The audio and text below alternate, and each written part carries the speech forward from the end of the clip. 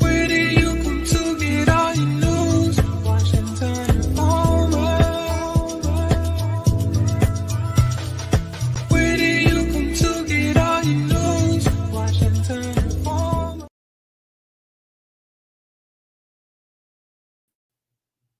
Well, good afternoon, and welcome to another episode of Let's Talk right here on WIN TV. I'm so thrilled to have you join us today as we celebrate Black History Month.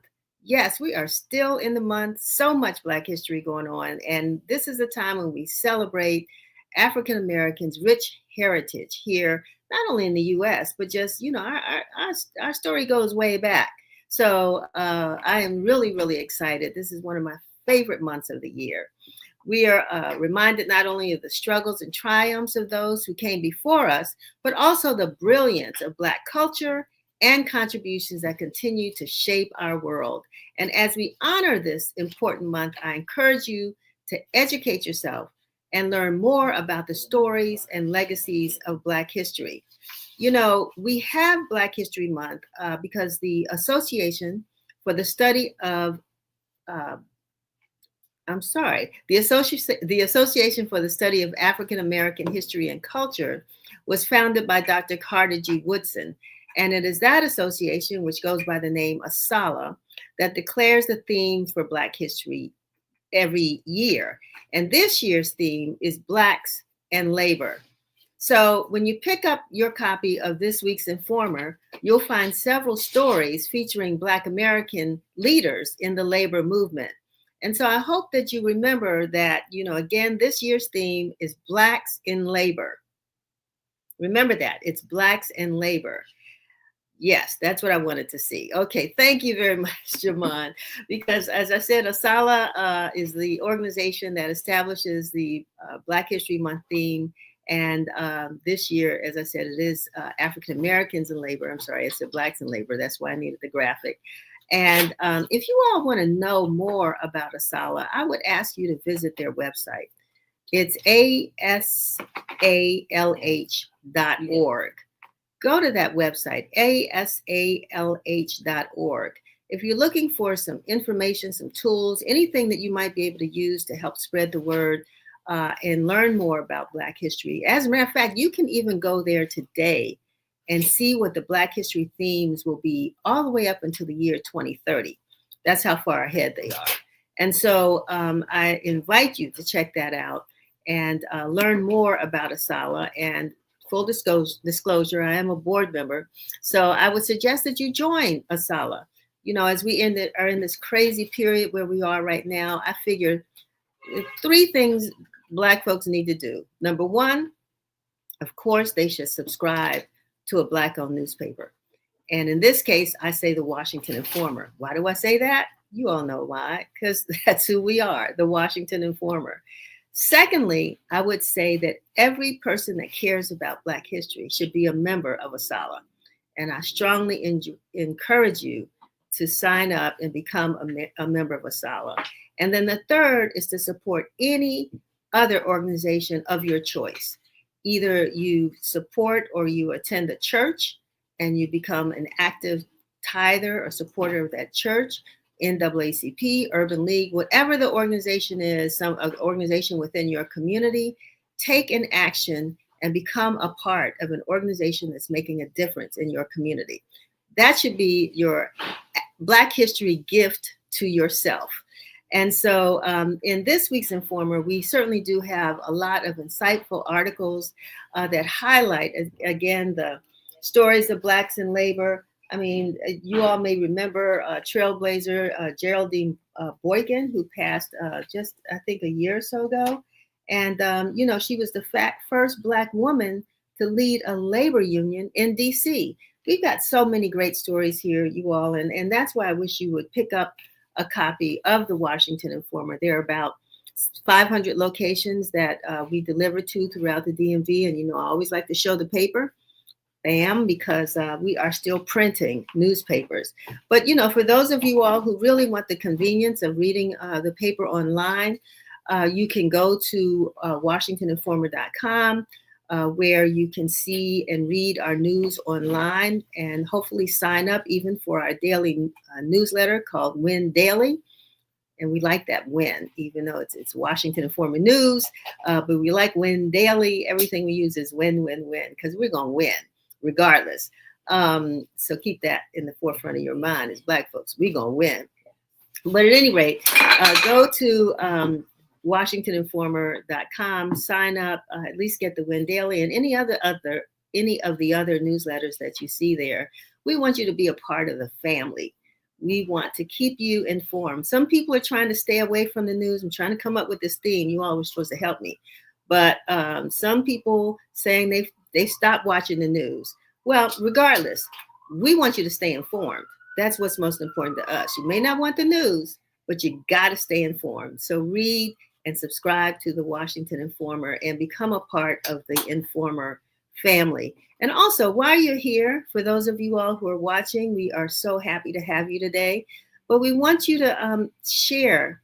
Don't be selfish. Don't go telling folks what I saw on Win TV, and at the same time, you didn't tell them what they could have seen on Win TV. So join us or sign up for some of our social media platforms. You name it, we're there. Facebook, Instagram, LinkedIn, what is it, Blue Sky. Yeah, thank you, Jamon. Blue Sky. You name it, we are there. I'm not naming one because we're having some thoughts about that one. But at any rate, we're there too. But anyway, wherever you are is where we are as well. And we want you to make sure that you share these episodes and any news that you may get from the Washington Informer with your friends and family so that we can build community. I am so excited also to talk about to introduce our guest for today. We will be talking to Augustus Mays, who is the Vice President of Partnerships and Engagement for Ed Trust. Mr. Mays is dedicated to ensuring that every student can succeed and thrive regardless of their background. And he's here to answer some questions about President Trump's pending executive order to shut down the U.S. Department of Education. What can I say? I can't say anything. I really can't. But Mr. Mays has some answers for us, we hope. And also, in recognition of National Black Women Physicians Day, which is tomorrow, we are honored to welcome Dr. Maseray Kamara. She's a distinguished surgeon, and she's going to discuss her journey as a Black woman in medicine and the importance of representation in healthcare. And we're going to need to know about that too, because we hear who our next HHS secretary will be. I don't know. Did they finally confirm him? Yes. Mr. Kennedy. Yeah. So, there's some big changes that are coming down the pike in healthcare, but whatever it is, healthcare is personal. And we need to be responsible for our own health. And I'm looking forward to Dr. Kamara giving us some advice on that. And last but certainly not least, we have acclaimed author and social media influencer who actually is going to join us first. But that's Tony Weaver Jr. And Tony was here last year around this time. He's here again to share updates on his nationwide school tours that celebrate the uniqueness of every child. His work inspires young people to embrace their individuality and fosters a sense of self-worth and belonging. So stay tuned as we engage in meaningful conversations with each of these incredible guests. And there's so much to discuss, and I promise you, you won't want to miss a moment. But before we get started, let's watch our weekly news broadcast by Curtis Knowles. This is Win TV News, bringing you the news that matters. A dozen D.C. council members, all part of an ad hoc committee formed in the aftermath of then Ward 8 D.C. council member Trayon White's federal bribery charge, kicked off the second legislative meeting of Council Period 26 on Tuesday with a unanimous vote in favor of his expulsion from the council. This decision is a weeks-long endeavor by White, his former attorney, and a cadre of supporters to prevent the loss of a seat that he won in his second successful re-election bid, even with an indictment over his head, as his trial is set for early 2026. In the moments leading up to the council vote, Councilmember Kenya McDuffie addressed the Ward 8 community saying, quote, "I empathize with the Ward 8 residents' feelings as their ward leader navigates this challenging situation." The judge has awarded a historic Black church in Washington control over the Proud Boys trademark after the far-right group defaulted on a $2.8 million judgment. The Monday ruling in D.C. Superior Court grants rights to the trademark of the group's name to the Metropolitan African Methodist Episcopal Church and bars the Proud Boys members from selling any merchandise with its name or symbols without the church's consent. The ruling also allows the church to try to seize any money made from the selling of the group's merchandise. The church filed a lawsuit to try to recoup damages from vandalism made by the group members after a December 2020 pro-Donald Trump rally. The default judgment was awarded to the church in June of 2023. A figure skating tribute will take place in Washington, D.C. in early March to support victims of the mid-air collision and crash outside of the Ronald Reagan International Airport. Organizers on Wednesday announced a Legacy on Ice benefit event scheduled for March 2nd at the Capital One Arena in downtown Washington. 28 members of the figure skating community were among the 67 people killed when an Army helicopter collided with an American Airlines flight and crashed into the Potomac River. Figure skating was so prominently connected to the tragedy because many on board had just been to a development camp after the U.S. Figure Skating Championship in Wichita, Kansas. Monumental, U.S. Figure Skating, D.C. Fire and EMS Foundation, and the Greater Washington Community Foundation are all putting in towards the tribute.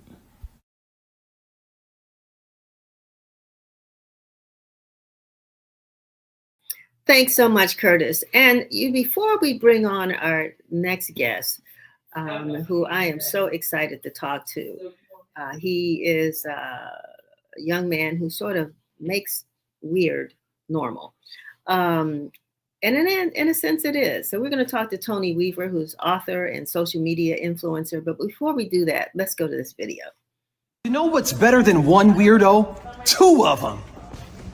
It's my friend Michael here. Michael, has anybody ever called you weird? All the time. I love being a weirdo. I am a proud weirdo. There should be more and more weirdos just like us. I agree. That's why I wrote a book called Weirdo, specifically to help people learn who they are and learn to love themselves. This one is for you. And do you have anything that you would say to people that are struggling with their weirdness? I would just say it's not a struggle. Be who you are. If you're weird, that's wonderful. You're wonderfully weird. And I just hope you embrace every aspect of a perfect you that you are. Thank you for being wonderful, weird you. And thank you. Be the weird person that you are. And I learned that from watching you being who you are. Wow. So really happy to bring on Tony Weaver Jr., who is teaching us all that it's okay to be weird. Tony, welcome to Let's Talk. Hello, how are you today? I am fantastic. You just made my day.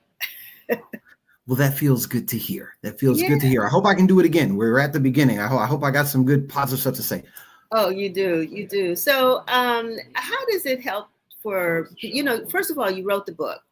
So let's talk about, yourself and how you decided to write this book and I mean, really, what makes you weird? I like your outfit, but what makes you weird? Well, I think that when I was younger, I didn't know that I was weird. I had to be told I was weird. When I was a kid, I thought that I was cool because to me, the coolest thing in the world was a holographic Charizard Pokemon card. And I had one of those, but I had to be informed by the people around me that the stuff that made me happy was stuff that other people considered kind of weird, kind of different. And when I was younger, I thought that was a bad thing and tried my hardest to hide all the things that make me different and unique. But as I got older, what I realized was the things that make me weird are the things that bring me power, are the things that allow me to impact my community in specific ways that only I can. So now as an author and a storyteller, I get the privilege to tell stories that help other kids embrace their weirdness. And I mean, I don't, okay, so there were games there, right now I might, look at that cool cap that you have on, the bright, my favorite color glasses, but what makes a person weird? Or is it just that someone labeled you that? Or when did you accept the fact that maybe I am weird? Well, I think that weird is a label that gets put on people. When you behave in a way that they don't understand, when you behave in a way that's different to them, when you behave in a way that's different than what their expectations of you are. In my book, Weirdo, I call it the Nerdy Kids Instruction Manual for Self-Love and Self-Confidence. And it's a graphic novel memoir that explores my experiences as a young person, navigating this feeling of weirdness, trying to find answers to some of the questions that you just brought up. What is weird? How do you determine what makes a person weird and what makes a person normal? And ultimately, one of the conclusions that I come to is I get to decide what the norm for myself is. And if that's considered weird by everybody else, then that's their problem, not mine. how, we talk a lot about bullying, Tony, and some of, like you said, when you were labeled weird. I really want to know, one, how did you feel then? But also, how did that transition take place? I mean, how old were you when you said, it's cool, I'm cool, I accept myself for who I am? How old were you and how long might it take a young person to get to that point? So bullying for me was something very difficult to experience, especially in the advent of the internet, where we have to deal with bullying that's happening with people in front of you, but you can fall asleep on the bus and have a bad picture of you taken. And by the time you get to school, thousands of kids that you have never met have bad things to say about you. And very often when we talk to kids about bullying, we don't acknowledge the difficult reality that kids have to deal with today in terms of being ridiculed and the way that the internet and AI presents different opportunities for that to happen. But regardless of the ways that people are dealing with negative behavior, the kind of negative things that people may have to say about them, I think the way out of it in every case is self-love and self-confidence. You got to learn to love what you see when you look in the mirror. It's something that my parents always tried to distill in me. And when I was in middle school dealing with bullying at my worst, they put me in therapy and allowed me to talk to somebody about my problems, and worked really hard to make sure that I learned how to love myself. What I say about weirdo is that it's a helping hand for every person on their journey to self-love and self-actualization. And for some people, they're going to do that as kids, and it's going to be something that comes naturally to them. For other people, it's going to go into their adulthood. Some people spend their entire lives trying to figure out how to love who they are. And I think that no matter how long it takes, it's a journey worth taking because it really allows us to live life to the fullest. Wow, that was powerful. That was very powerful and instructive, like you said, for parents of children who are going through bullying and trying to find ways to accept themselves. And you talked about your parents, but again, what do you think parents and teachers can do to help to foster that type of self-love you're talking about? I think the greatest thing that an adult that cares about a child can do in order to help them with bullying or anything that might challenge their self-love is to make sure that adult needs to make sure they establish themselves as a safe place before the bullying starts, before the negative behavior begins. If a child knows that they can come to you about anything, even before they have something to come to you about, it makes them a lot more likely to come and talk to you and ask for help. Additionally, I think when working with kids, you have to accept, acknowledge, and affirm them as an individual first before you affirm any individual action or thing that they're capable of. My mom loves me deeply. I'm an only child. She loves me to the moon and back. But when I was younger, there was such a focus on my grades that I thought that if I got bad grades, I was a bad person. That if I didn't do well at school, my mom wouldn't love me anymore. She was so focused on making sure that I had access to strong education opportunities because she loved me enough to know that I could take on the world if I wanted to, that it made me lose sight of that love and feel like it was a little conditional. And I think parents fall into that sometimes. So communicating with your child that the love that you have for them is unconditional and that you stand at their side regardless is something that can go a really long way. Tony, I feel like I'm sitting on the front row of a church pew right now, listening to you, and this is fantastic. And this is kind of what people will find in your book. And is your book meant for children or adults or both? So Weirdo is a middle grade graphic novel, which means as young as the 4th grade student can read it. However, I think there are things in Weirdo that apply throughout middle school that also apply through high school as well. And I've had grown adults and then messaged me and said, hey, I'm an adult and I needed this. I wish I had it when I was a kid. I'm so glad I have it now. Every person has to take their self-love journey at some point, and Weirdo is intended to be a positive tool to help move people along that path, no matter when they find it. One of the things I think about cultural icons, right?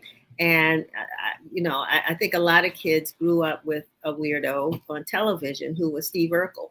Right. But I'm wondering, how did that character impact you? Did you ever watch that show and think, wow, I can be weird and be on television too? I'll be completely honest. It's not a great answer, but I did not know who Steve Urkel was until somebody called me Steve Urkel.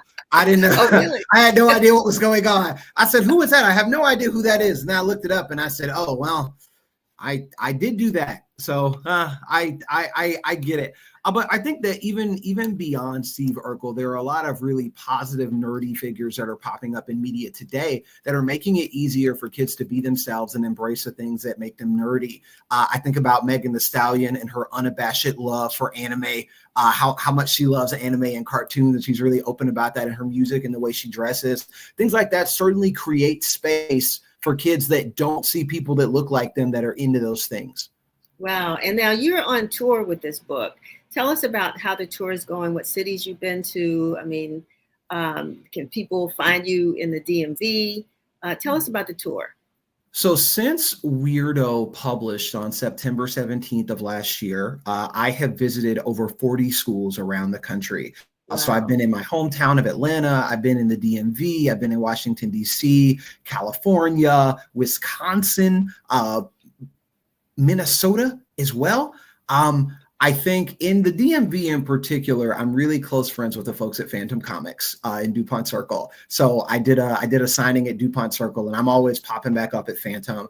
It's my goal to come back to the DMV soon. But the thing that's really important to me about going on tour and getting the book into kids' hands is that we have to model for kids that it is possible to heal and that it's possible to grow. And the book does a really great job of that. As a debut Black author, I know that Black authors receive less marketing. It's a little more difficult for our books to remain on shelves. So I'm going out into my community, engaging them directly, hoping that they resonate with the story. And to date, we've gotten some really positive feedback. We sold out of our first printing. We're almost through our second printing right now. We're named Best Books of 2024 by the New York Public Library, School Library Journal, Chicago Public Library as well. The book is having an impact, and that's something that I'm deeply grateful about.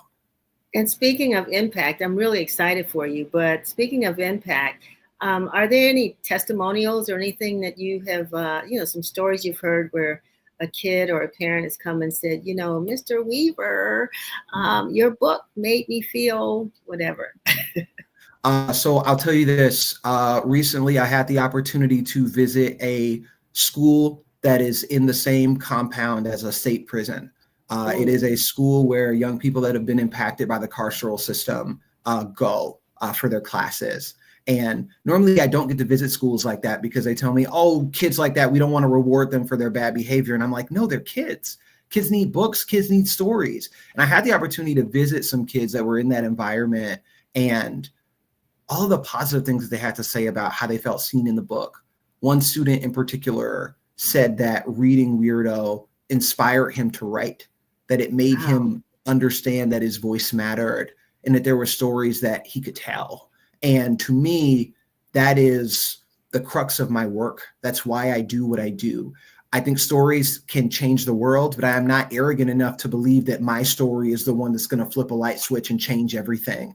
But I think that as a community, if I tell a story about being myself and it makes it easier for someone else to be their self, they're going to go out and do something to make it easier for somebody else to be themselves. And only we reach a point where through the power of storytelling, we're able to move the world forward. And I'm grateful that I get to play even a tiny part in that. Well, I have to say I have an addiction, and my addiction is buying books. And part of that is I love buying children's books. My kids are grown men now, but I have a whole library of children's books. So know that I will be purchasing Weirdo myself and reading it. And so for those who do want to get Weirdo, what's the best place to go to purchase a book? So Weirdo is everywhere that books are sold. So you can find it at your local bookstore, Amazon, Barnes & Noble.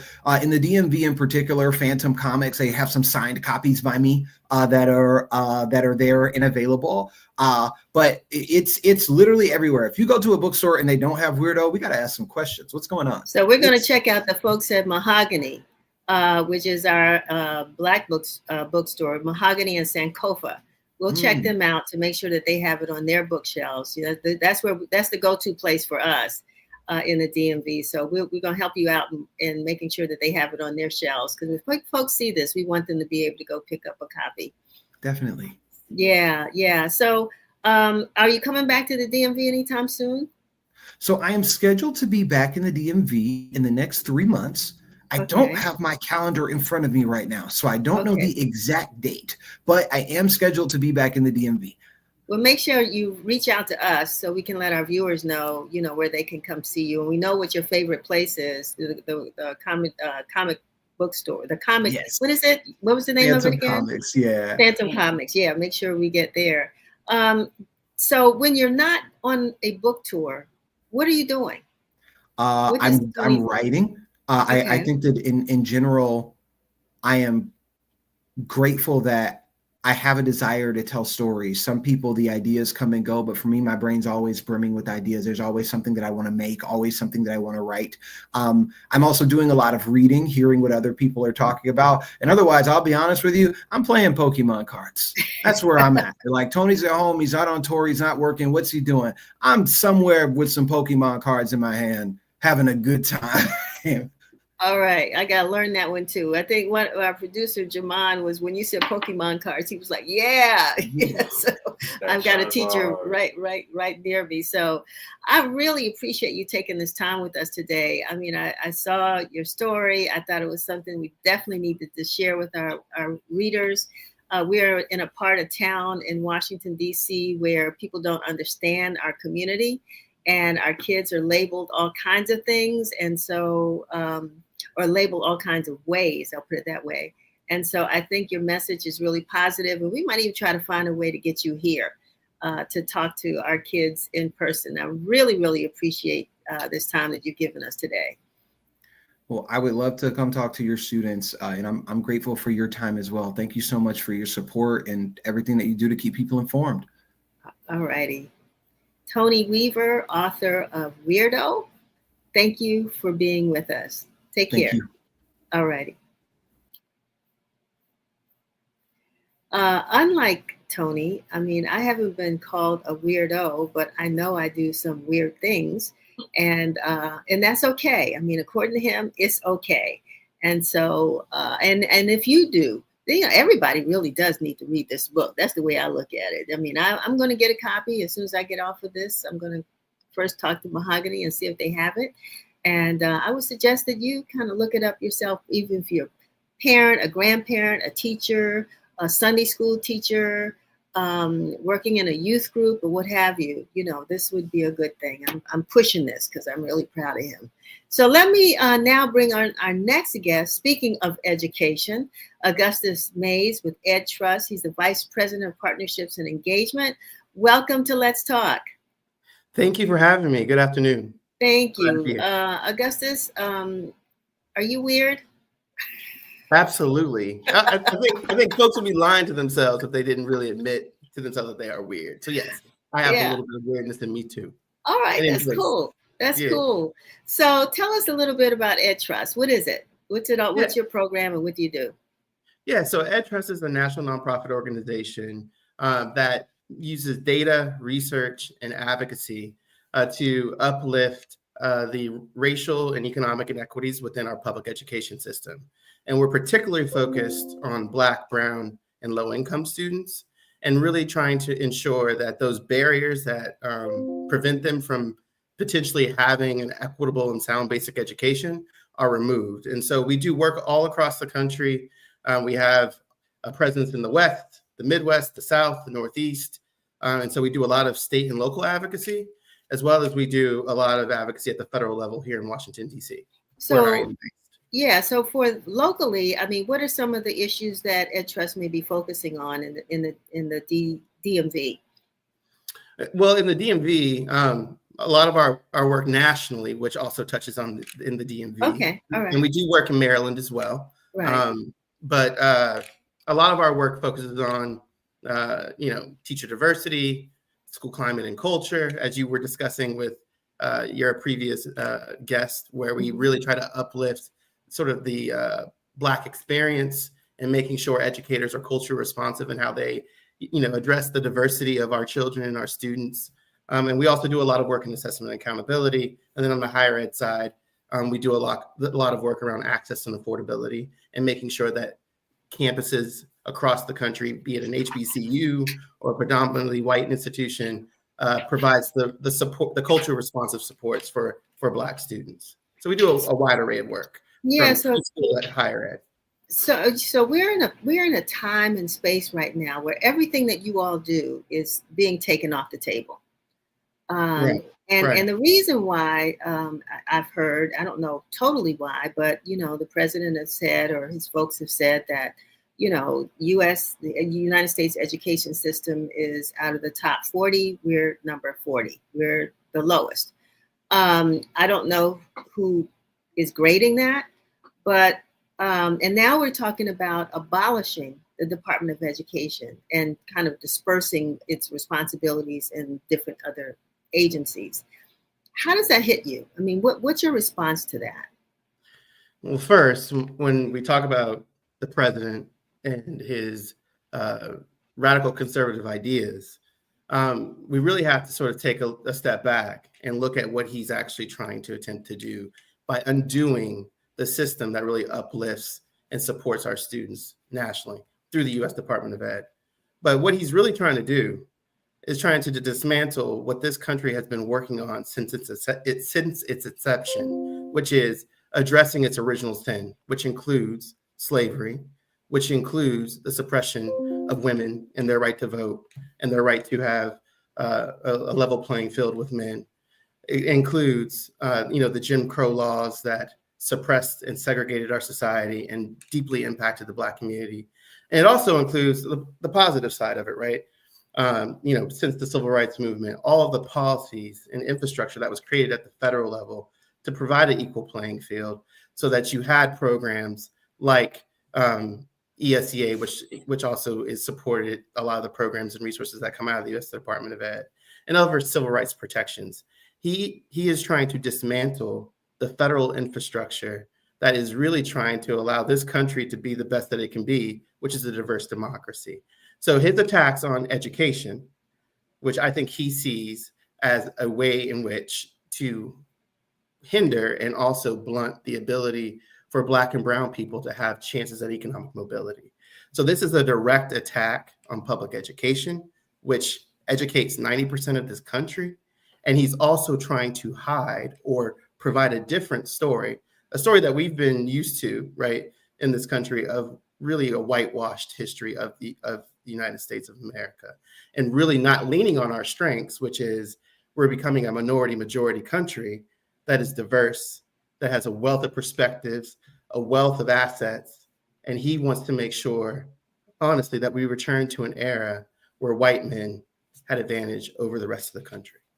So one of the things that I mentioned at an event 4 weeks ago, when it comes to some of the topics that you're discussing, is that it was in my, I guess, 7th or 8th grade year of junior high school. Then we didn't have middle school, when Dr. King was assassinated. And it was that year that our school, anybody went to Rabault Junior High School in DC, may remember that we got our first Black history teacher. And it changed my life, right? Also because of the family I came from, but the teacher actually changed my life. I've been trying to find him since then, because he was only with us for 1 year. Went to DC public schools, predominantly Black school system, always went to public schools in the district. It was the only year I had Black history, and it has not returned. So, I mean, while I'm concerned, and I like what you're talking about with regards to, diversity and culture and all that, our school system's not teaching these things. So if you, what is Ed Trust doing to ensure that we don't have the conditions that we do have currently that would make a president, regardless of his, whatever his white supremacist thoughts are, what are we doing to make sure that our kids are actually faring better in schools? It's a lot we could say that's positive. I don't want to stay on the negative, but we know that our school systems need to be improved. The outcomes need to be better. So let's talk about some of the initiatives that Ed Trust has put in place to really support that. Yes, but before I move to that, though, Okay. I want your listeners to understand the gravity of this moment, though. Please. Because you need to understand the federal role in education, your Okay. viewers do, before we move on to really talking about what they can do in their local communities, what their local school, their local district can do to push back against these efforts that are coming at the federal level. All right, so the U.S. Department of Education, Congress provides it $79 billion annually at the current moment. And what that means is, in terms of real terms for families and students, is that when you think about how education is funded in this country, the majority of funding does come from state and local governments, but 10% of funding comes from the federal government. And for low wealth districts or districts that are predominantly served by Black and brown families, that 10% is really higher than that. In some instances, it's 30% or 40% of the share of how funding goes to our schools. And then also some of that money that goes directly to low wealth or struggling schools supports a lot of academic initiatives that you were alluding to. So it allows districts and schools to pay for a diverse educator workforce, targeting educators of color to be embedded in schools. It also allows for professional learning and training supports for teachers and school leaders to learn about the most innovative instructional practices, be it literacy, be it math, be it social studies. It also supports what your last guest was talking about. When we have situations in schools where kids are being bullied, right, and don't know who to turn to, or educators don't feel equipped about how to talk to a diverse student body, that funding comes from the U.S. Department of Ed to support districts and schools to be able to access that. Or when you're talking about, last thing I'll say, when you're talking about data, the importance of civil rights protections. So understanding how districts are performing and disaggregating that data on racial disparities around graduation rates or school discipline, suspensions and expulsions, and how Black kids are being disproportionately affected by that. That data that the U.S. Department of Ed holds allows then the federal government to intervene with those districts who aren't treating or supporting our Black kids in a way that is equitable. And so then they enforce those civil rights protections to ensure that that happens. So if all of those resources that I just talked about go away by the elimination of the Department of Ed, then we have a situation where it goes back to states. You hear the president talking about states' rights all the time.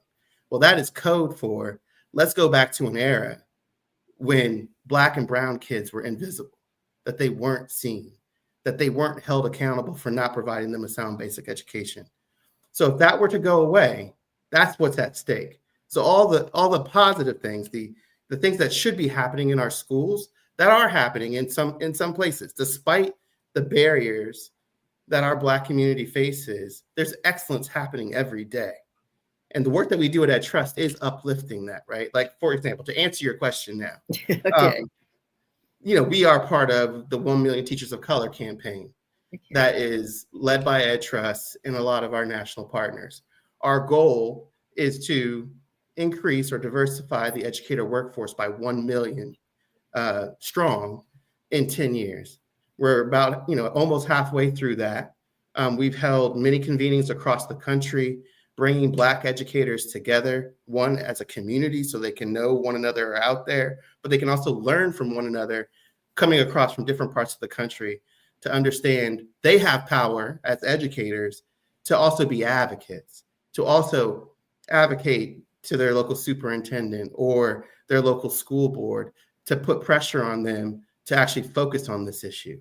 And we also have a wide array of federal policy recommendations and things that we're doing on Capitol Hill to get Congress and the Department of Ed to focus on that. So if the Department of Ed's role were affected by this pending executive order that the president says he's going to drop, then I think that could potentially impact things like educator diversity or fair funding for schools that need additional funding to provide the supports that students need. I think you have laid the groundwork also in this conversation about why voting is important.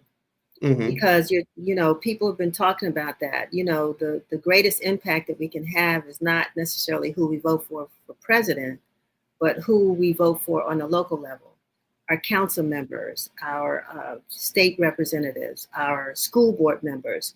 And a lot of times we take those elections for granted. We don't know the people. We just check boxes if we vote at all. but recognizing the fact that however this goes, whether it stays the same or it changes, that if it's the local, if that money comes through to the state or to the district in this case, that we need to hold our state officials accountable for what needs to happen, even when we're talking about diversity of teachers, all of that. I mean, and we're getting ready to come up on elections in another 2 years. Thank goodness, then maybe there'll be a change. But I mean, what say ye about, the impact of voting on initiatives like what Ed Trust focuses on? Yeah, I mean, again, I think local advocacy and engagement, especially when it comes to education, because a lot of the decisions, be it whatever, again, you're hearing from the Trump administration about, federal education being national and indoctrinating our kids around what they are learning or should be learning. Education in this country has always been a state and local issue. Mm-hmm. That's where curriculum is decided. That's where resources, the majority of them, as I said before, are allocated and dispersed. The federal government only really provides as a watchdog over civil rights protections, and then it provides additional resources and supports those schools that need it. So to your point, yes, to your listeners in the DMV, it's really important that you are engaged, right, with your local school board, with your local and state officials, to get them to understand the importance of public education. Like I said, 90% of our kids, I have 3 kids myself that are in public school right now. 90% of our kids in this country go to public schools. And if you look at the executive orders that the president has put out recently, it's all by design. You have an executive order that went around school choice, which really focuses on vouchers to go to private schools. Only 10% of our students across the country go to those types of schools, and they're predominantly white, affluent students. When you take a look at his executive order of banning basically diversity and equity inclusion practices and approaches in schools, that's his attempt to quell and stop the ability for us to talk about culture responsive education in terms of our educators, our curriculum. So all these attacks are attacked to dismantle public education.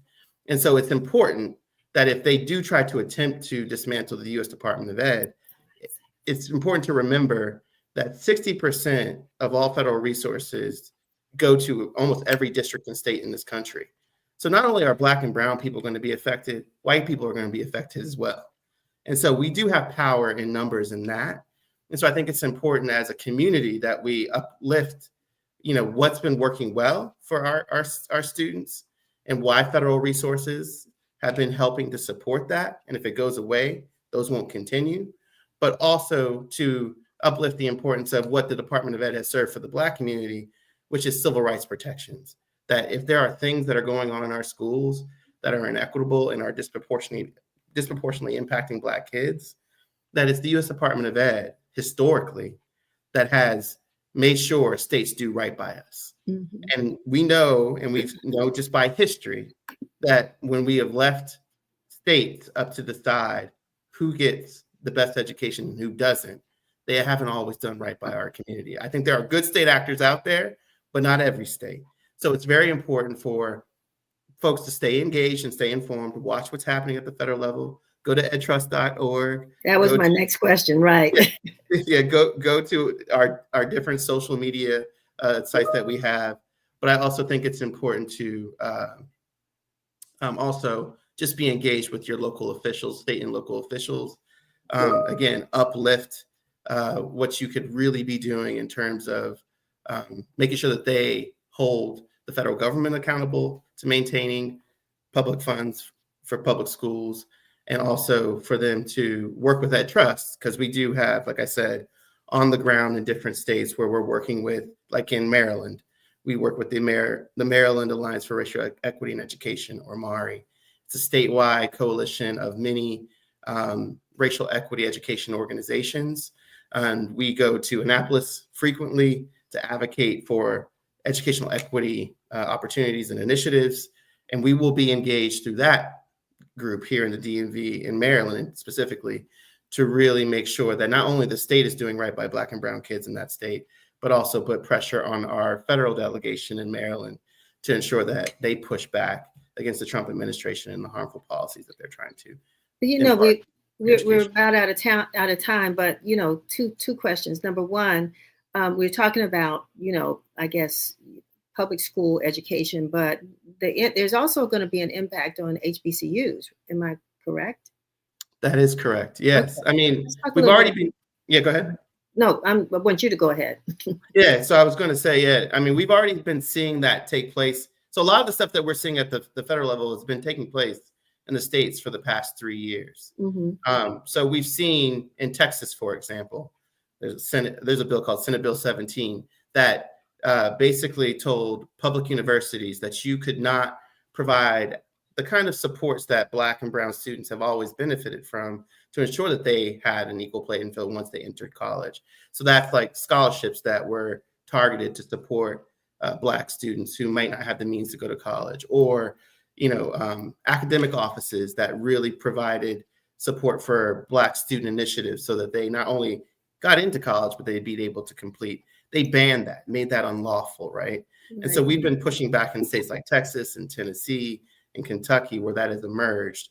And that can also potentially, even though President Trump has been very supportive of HBCUs in Trump 1.0, the fact that he's trying to dismantle the very academic supports that ensure that our students are successful when they enter college and also when they complete it is also very, very worrisome for us. And so we have, when you go to edtrust.org, we have a DEI toolkit that has a number of resources on there around how the public can be engaged and informed about what DEI means for Black students, but also how you can be an advocate yourself within your respective states or in the states that maybe EdTrust has a presence, and work with us to help uplift the importance of having those kinds of academic supports that are really geared toward Black student excellence. So you answered both of my questions in one, because that was the second part to this. I know we have parents on this call show right now because they responded to the weirdo book that we just talked about and what's happening with their kids.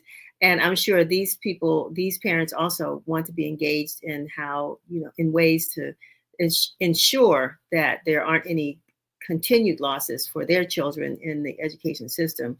So you're saying that they can go to EdTrust's website and get resources and tools, and maybe even if they wanted to bring somebody to a PTA meeting or something. I mean, does EdTrust give that kind of on the ground yes, support? absolutely. Okay. Yeah. So yes, please go to our website, go to our social platforms on IG, on X, on Facebook.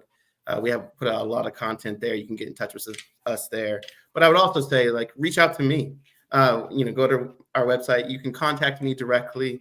But yes, we provide a lot of trainings and supports for parent advocates to know how to engage, what questions to ask policymakers, or how to write testimony or give testimony. And so on these issues that we're talking about today on your show, we'll definitely, as we are tracking and monitoring what happens with any potential executive actions that the Trump administration tries to take, we will definitely have campaigns and opportunities for parents in their respective local communities to get involved with EdTrust to push back. Wonderful. Since you offered, can we get that email address for you? Yes, it is amaze@edtrust.org. That's easy. Amaze, M-A-Y-S? Correct. Okay. amays@edtrust.org. Wonderful, wonderful. And Nikki Grayson has just posted something as well, again, to learn more about EdTrust. Thank you, Nikki, for being on the sidelines, helping to communicate with our audiences. Augustus, thank you so much for being with us today. And thank you for the work that you're doing.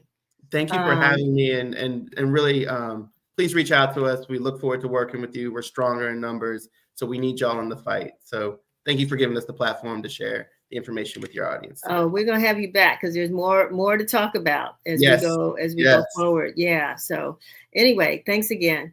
All right. Thank you. Take care. All right. Have a good one. So I hope you all are enjoying this show. We're not done yet, because I'm looking forward to having our conversation with Dr. Maseray Kamara. She is a colon and rectal surgeon, and also with the National Black Women, talking about the National Black Women Physicians Day. Is Dr. Kamara there? Hello. How are you?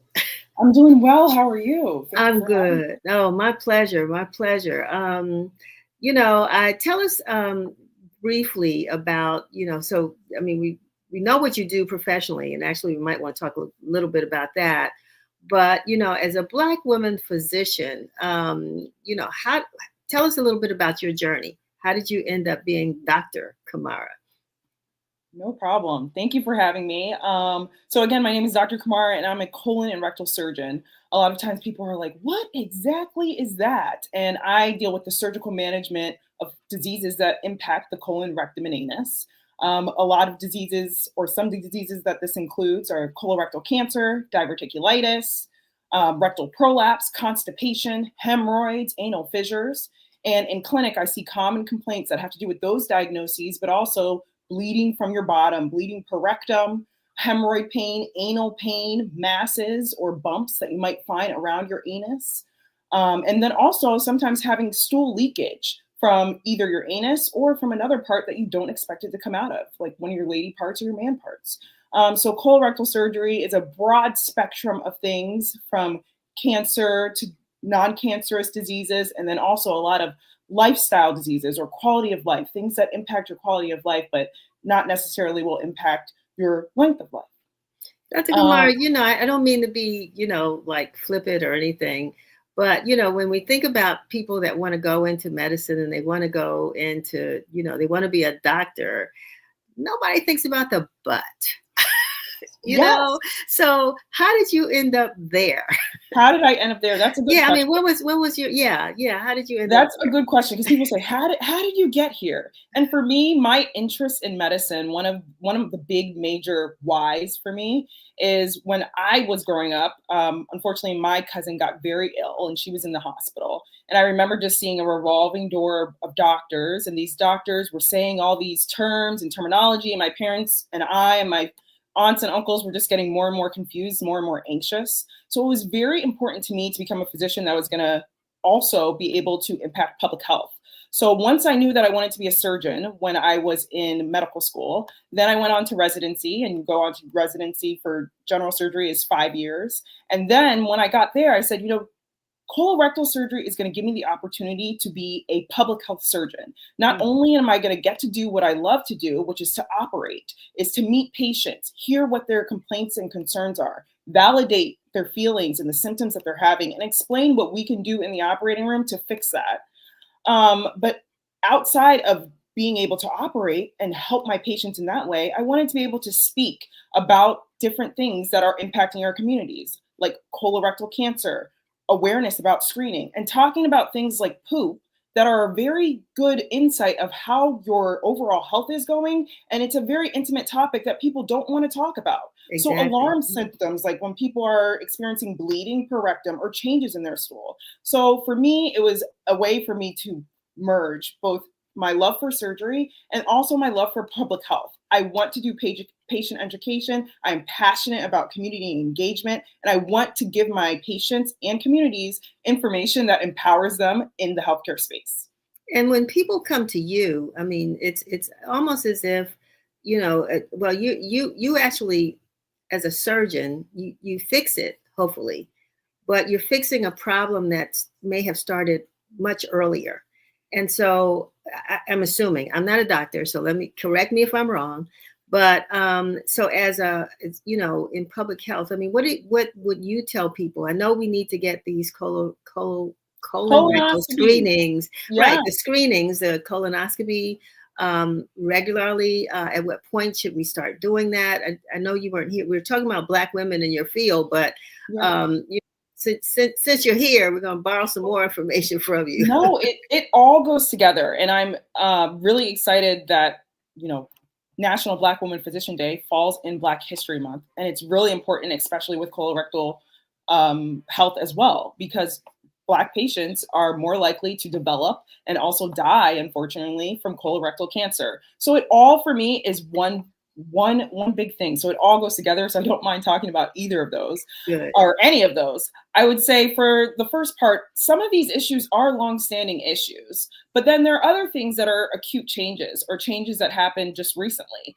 So I might have a patient that says, I always had normal bowel movements. I was having daily bowel movements, and now all of a sudden I'm seeing blood in my stool. Or now all of a sudden I'm seeing that my stools, instead of being very bulky, they're very thin. These are all signs that you might be bleeding from a mass. It could be hemorrhoids, and everyone always wants to say it's hemorrhoids, but it could be something different and deeper.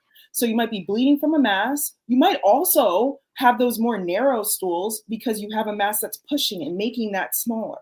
So when you have these symptoms, I just want to encourage people to get it checked out. Let your doctor know that I'm experiencing changes. I'm experiencing these different things so that we can work you up appropriately. And when it comes to colorectal cancer screening, for people that are average risk, so you don't have any family history, you don't have any symptoms or concerns that we should increase your risk of having colorectal cancer, the recommendation is for you to get your colonoscopy at the age of 45. And especially in the Black community, there are a lot of people that do not want to get their colonoscopy. They fear getting a colonoscopy, but they hate taking that Medicare. I'm speaking for myself now. Yeah. When are you all going to come up with something where you don't have to take that stuff for like 24 hours or some other way to clean out your colon? What can we do? It's important to clean out your colon because we want to be able to see the lining of your colon wall and make sure we're not missing any masses, polyps, or other lesions. People hate the prep. That is the worst part of actually getting a colonoscopy. The actual procedure is less than 30 minutes. You're in and you're out, and it's relatively painless, and the risks are minimal.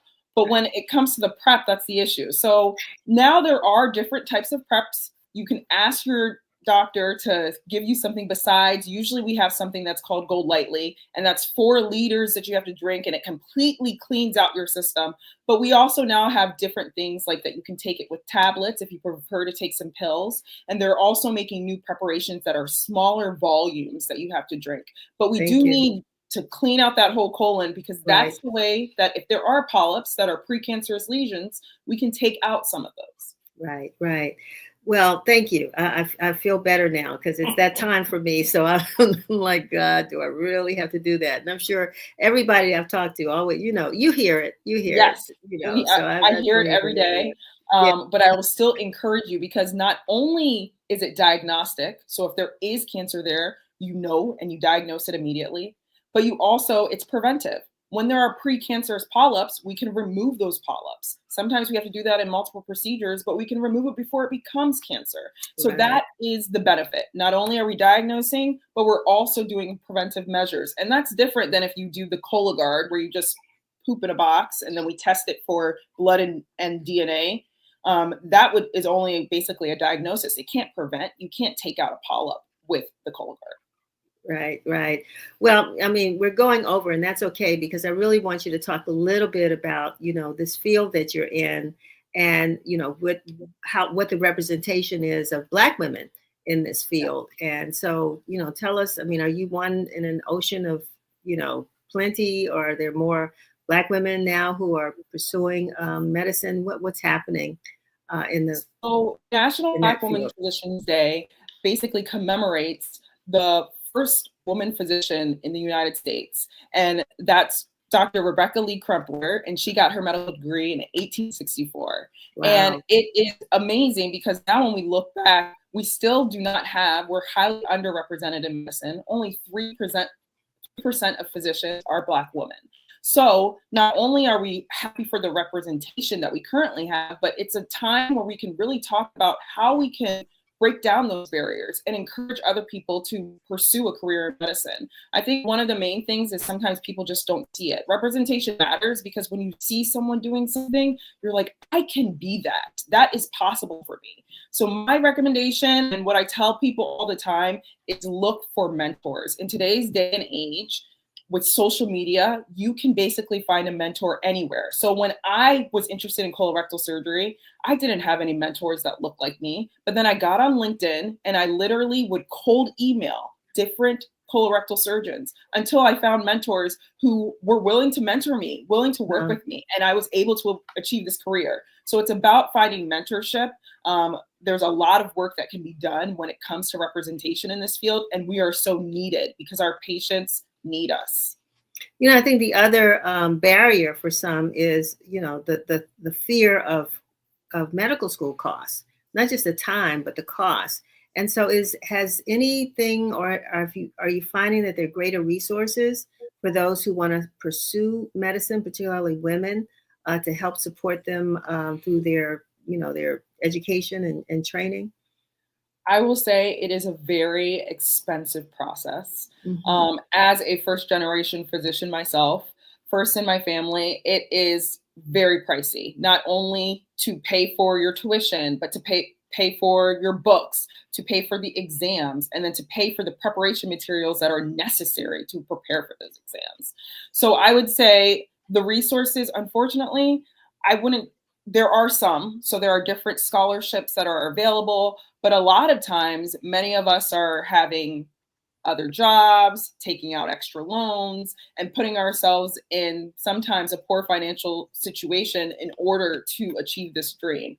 So that is actually one of the major barriers, is just the access. When I think about it, if an exam just to help me get to the next level costs $1,500, not everybody has $1,500 or someone that can borrow them that money in order to make it to get to that level. And that in itself financially is a barrier.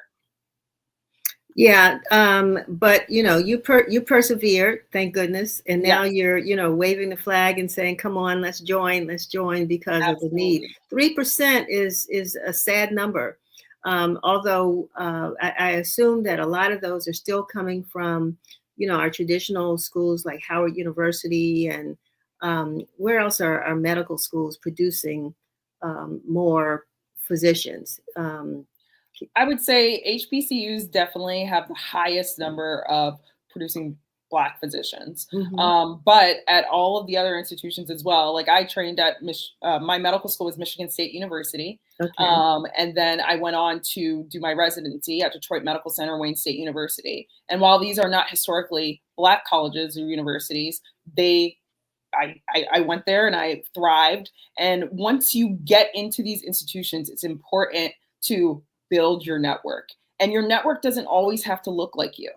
Your network has to be diverse in itself. Just like we are promoting diversity in medicine, you should also promote diversity in the network, in your mentors, because that's going to give you perspective and insight. There are things, sometimes I feel like the greatest barrier for Black and Brown medical students or anybody in medical training is that we don't even know the playbook. They are playing by rules that we're not privy to. So to learn the playbook, you have to get to know them, get to know other people, and learn what it is that you need to learn and how to succeed, how to win. So I say that's by getting mentorship. That's by buying books. That is by meeting as many people as you can and speaking to them about how they got to where they are. You know, we talk a lot about food deserts. I'm sure we have medical deserts as well, places in the country where people just don't have access, quick access to doctors or to medical care. Are there any initiatives out there that you're aware of where, you know, if a person did pursue, you know, a medical degree, that if they commit, you know, maybe to work in certain areas or to, I mean, are there programs like that that Yes, help to fulfill those voids? Mm-hmm.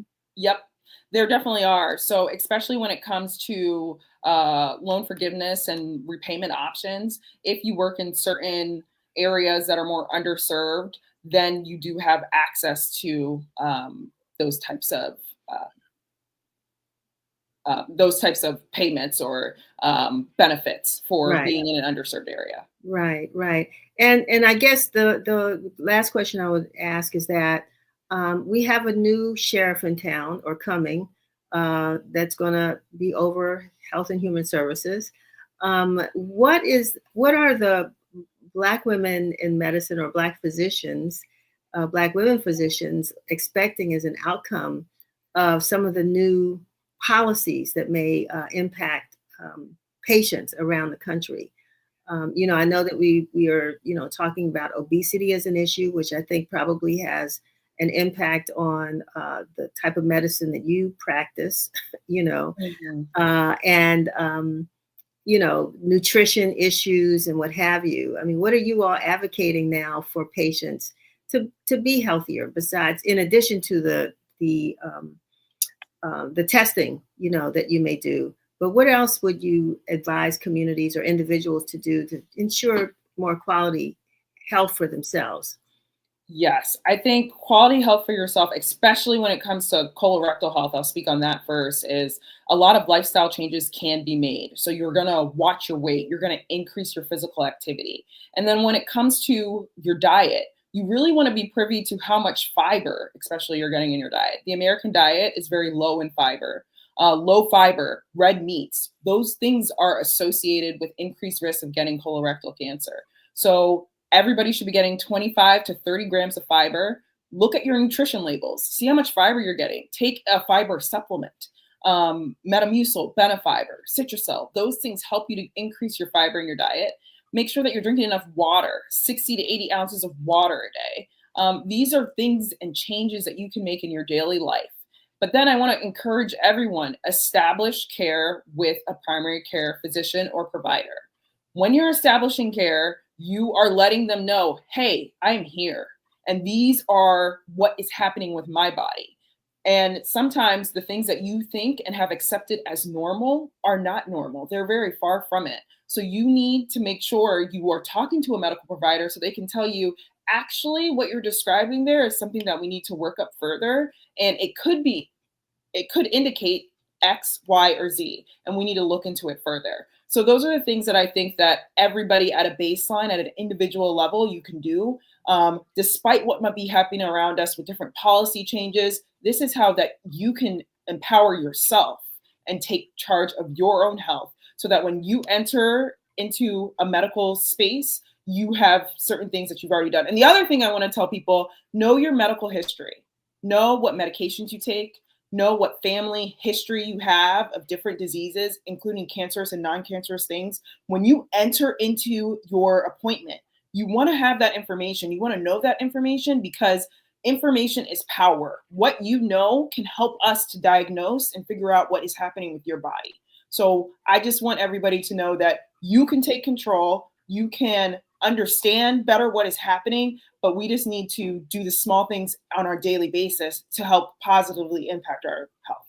If I can add to that, Dr. Kamara, because there's that group of people called advocates and caretakers. And sometimes that patient caregivers, I'm sorry, yes, Sherry just corrected me, not caretakers, but caregivers. Yes, we don't want to go to the caretaker because then it's too late. But caregivers who can be that person who can answer those questions just in case you can't. Exactly. Because, there are times when people go into a hospital, they're just not, they know they have this information, but they have it and they can't communicate that. So would you advise that, they have a person, a family member or what have you, that has access to your not your entire medical record, but what would you advise? Let me just put it that way. My advice on that is a couple things. Number one, you can carry it on you. So you can write it down on a card and put it in your wallet. So you always have your medical history. And when people ask, you just provide it. There you go. That's my medical history. These are the medications that I'm taking. These are the surgeries that I had. And these are my family history. Another thing is, if you don't want to have a physical card, you can put this in use your notes app. And in your notes app, write down your medications, how often you're taking them, your doctors, the surgeries that you've had, all those things, so that even if you are not feeling well, you can say, I have this note app that I've pinned right here, and you can just look at my medical information there.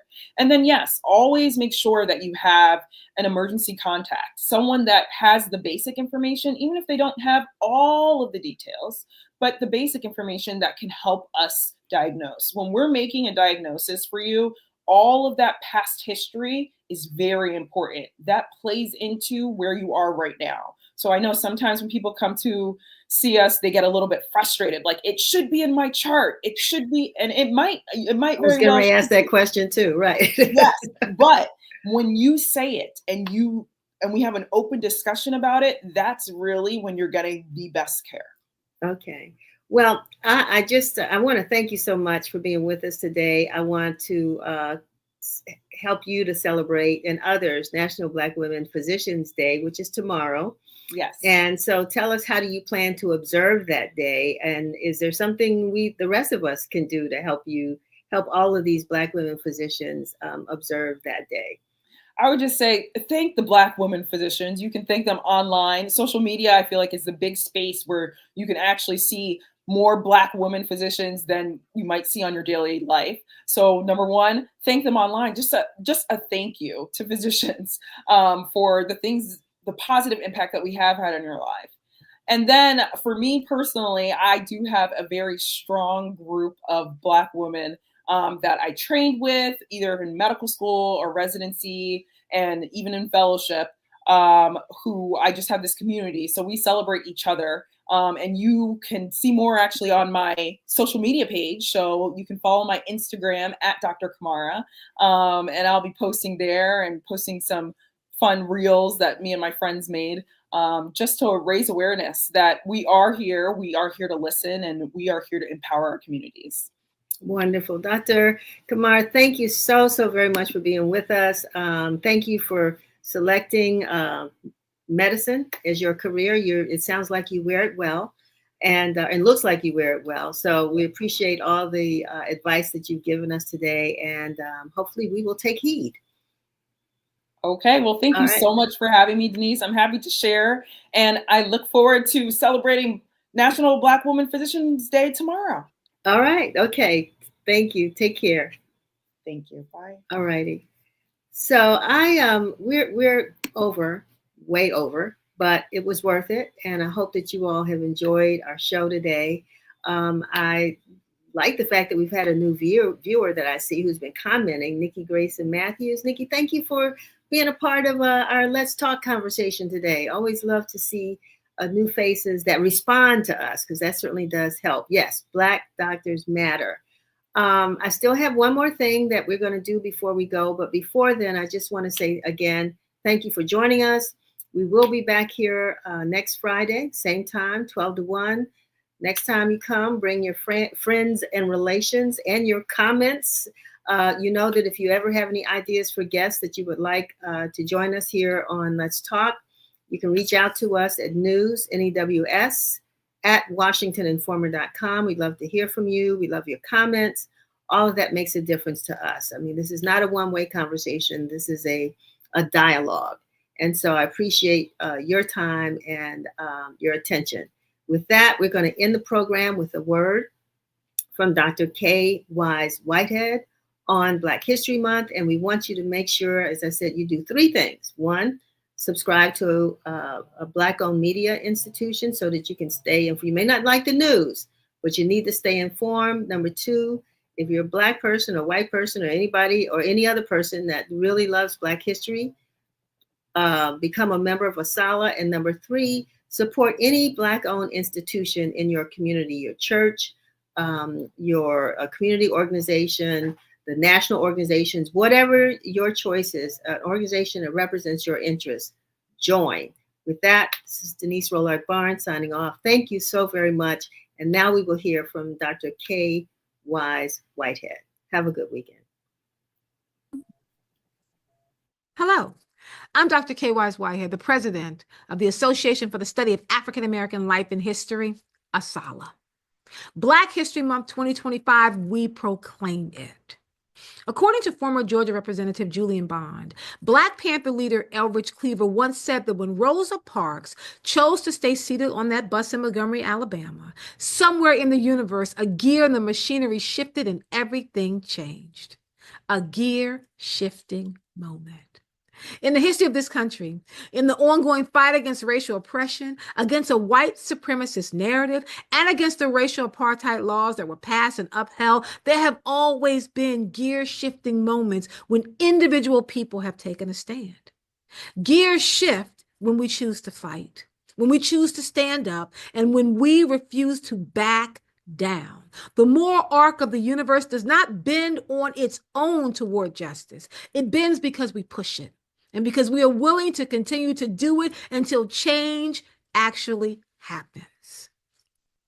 In 1926, when Dr. Carter G. Woodson, the founder of ASALH, the son of formerly enslaved parents, a former sharecropper and miner, and the second Black person to receive a PhD in history from Harvard University, when he sent out a press release announcing the first Negro History Week, a gear shifted. He chose February because the Black community was already celebrating the historic achievements on the birthdays of Abraham Lincoln and Frederick Douglass. Dr. Woodson did not wait for the celebration of our history to be proclaimed. He proclaimed it. He did not wait for someone to give him permission to celebrate what we have contributed to this country. He celebrated it. Dr. Woodson understood that Black parents had been teaching their children our history since we arrived in this country. Our stories and achievements had been carried by the wind and buried in the soil. It had been whispered as bedtime stories, spoken from the pulpits on Sunday mornings, and woven throughout our songs and poems of resistance and survival. America did not have to tell us who we were to this country. We told them. America did not have to tell us that we built this country. Our fingerprints are etched into the stones. America does not have to proclaim Black History Month because we proclaim it. We live in the legacy of Dr. Woodson, and as we have done for 98 years, we will celebrate who we are and all that we have accomplished.